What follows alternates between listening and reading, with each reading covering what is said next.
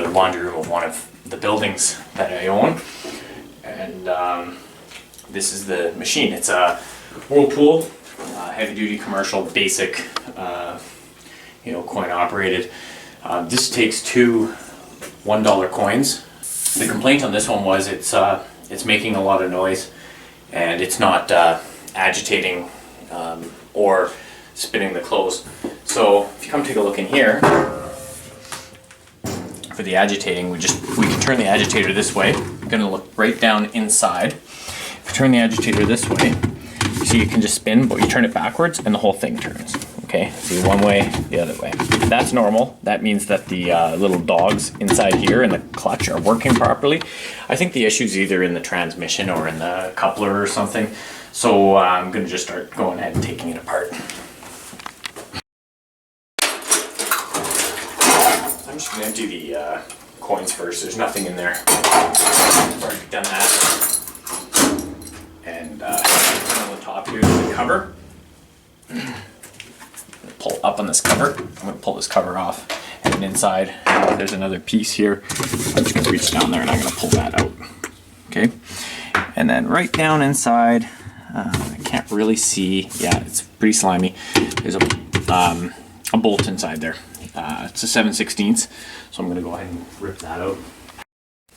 So I'm really not 100% sure on what's wrong with this thing. I'm going to pull it down until I get to the point where something's broken. But I know the agitator's got to come off, the motor and transmission's going to have to come off, and there's going to be something in there.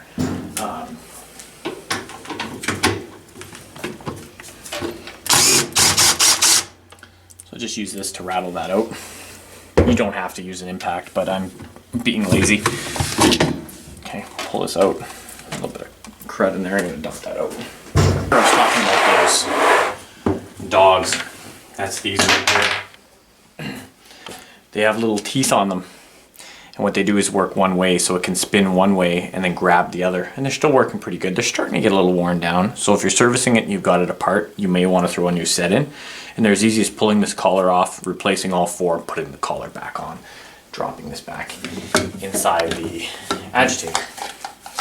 This is what that bolt looks like that was down there that I couldn't really see. It was covered in muck, and then I just rattled it out with a fairly long extension in my impact driver.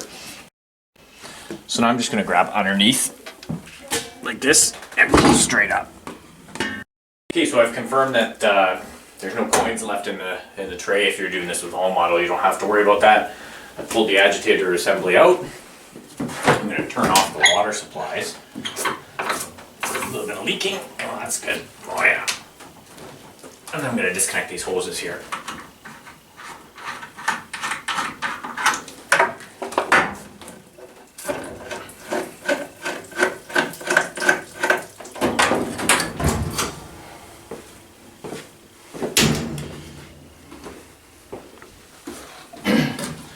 Being careful to protect the back against the hoses breaking or whatnot. I'm going to put something under the back and then tip it on its back. So I just pulled two screws out of this front cover here to make it easier for me to see. Pull this off. And then you can see the motor and transmission assembly here.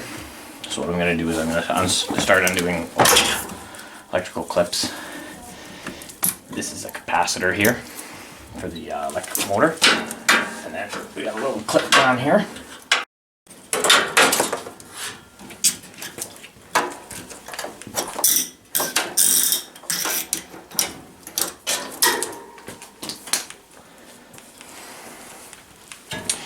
We're going to take the pump off. This is your pump that takes the water out. So I'm just going to take a standard screwdriver of some kind here and pop these clips off. And then the pump should pull right off. Okay, so I've put this assembly down on the bench. This is where it appears the problem lies.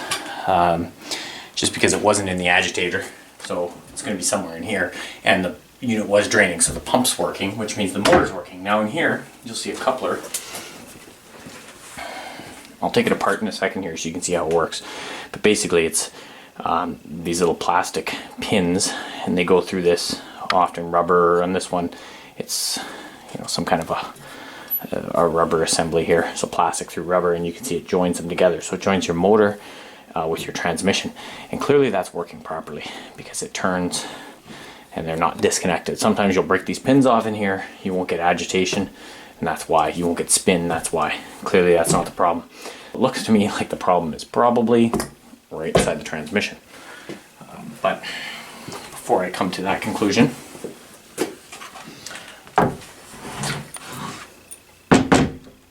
go a little further in disassembly.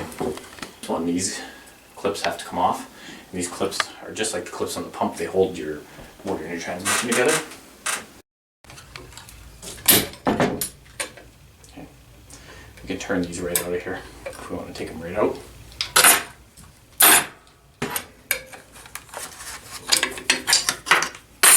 And out falls your transmission and motor assembly. So you see on the motor right here, this guy spins.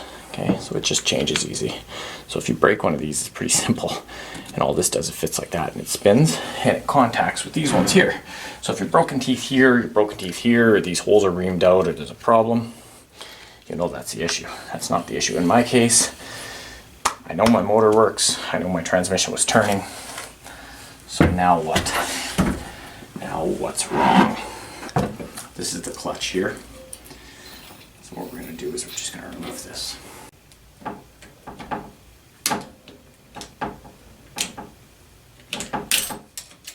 Okay, so when you turn this one way, it should agitate. It's not really, it's sort of, this should spin. Nothing.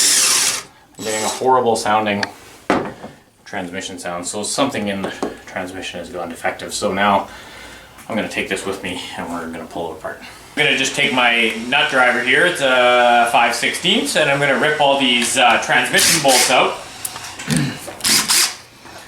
There is transmission fluid in here, some sort of a gear oil, so you're going to need somewhere to pour it.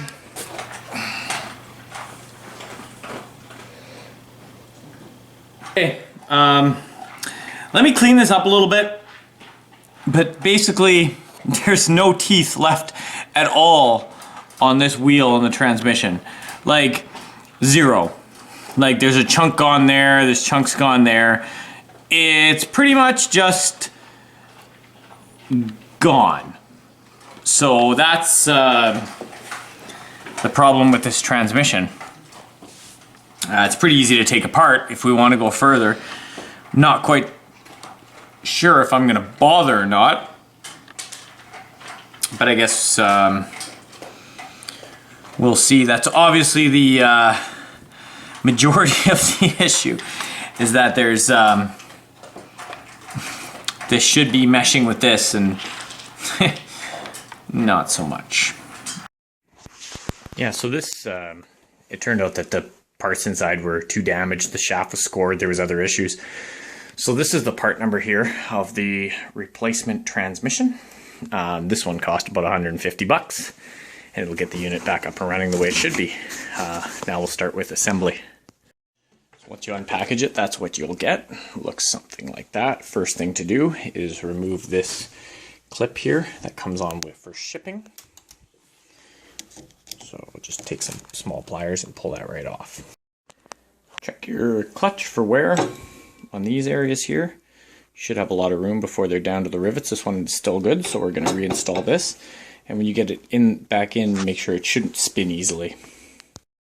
Push the clutch down into place, make sure it's seated. Hold down clip here. You pulled off. So put your clip in like this, into that hole, and then use your pliers and push it around so it's inside these metal clips. So once your clip's installed, I've also transferred this bracket back over off the old transmission. We're going to take this new clip that was shipped with it and put this in here now, like that. Okay, it fits nice, proper, like that. And then this slides down there, and just make sure that your tabs on that unit go down, and one should sit right in that area there. Just like that. Line up your new piece have your clips ready, push it all together, put the clips in. Just make sure this coupler is, they gave a new piece right on the new transmission, so the old one's good spare parts. Make sure when you slide the new assembly that your actuator for your clutch isn't touching right on the springs, or it'll bind up and you might break that plastic when you're pushing it in. So just rotate the clutch out of the way and then push the new assembly in and put your bolts in. So I've bolted this in here. Now is about time when you want to put your pump back on. So just get your pump clips ready. Line up your pump drive so it can fit right in. It just sits right on there like so. And you'll see those little feet lock in to where they should lock in, there and there. Take your clips, put them in so as not to pinch the finger. Push them on.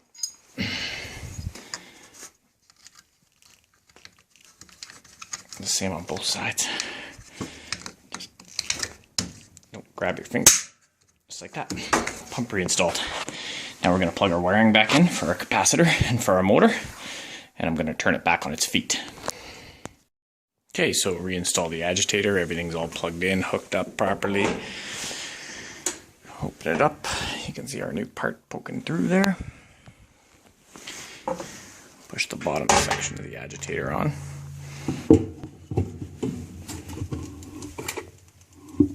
It goes on until you feel it kind of stop, like that. Dogs. Part number. Pull this black collar off. And then just pull each one of these individually off and replace them with these, one at a time. Put the black collar back on. Grab your agitator assembly. Drop it on there. Dog assembly. Drop that right in.